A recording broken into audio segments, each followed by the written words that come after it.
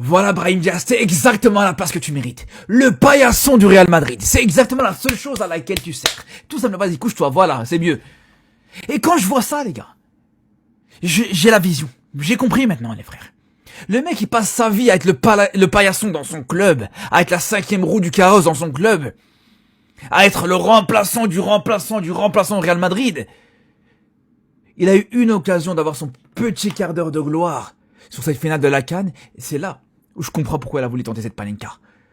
Pour apporter un peu de crédit à sa misérable carrière, les frères. Parce qu'oubliez pas, l'air de rien, que là, il va quand même sur ses 27 ans. Hein. Il va quand même sur ses 27 ans, les frères. C'est pas un jeune joueur. Il y en a qui pensent qu'il a encore 22, 23 ans. Il y en a beaucoup qui disent, ouais, pourquoi t'es dur avec Brahim Diaz? Il est encore jeune. Il est pas jeune, les gars. Il est pas jeune. 26, 27 ans, aujourd'hui, voilà, c'est un âge avancé dans une carrière d'un joueur professionnel. Et là, aujourd'hui, la place à laquelle il est aujourd'hui, il peut s'en prendre qu'à lui-même. Ça n'a rien de me dire, ouais, non, mais t'abuses. Non, mais les gars, il peut s'en prendre qu'à lui-même.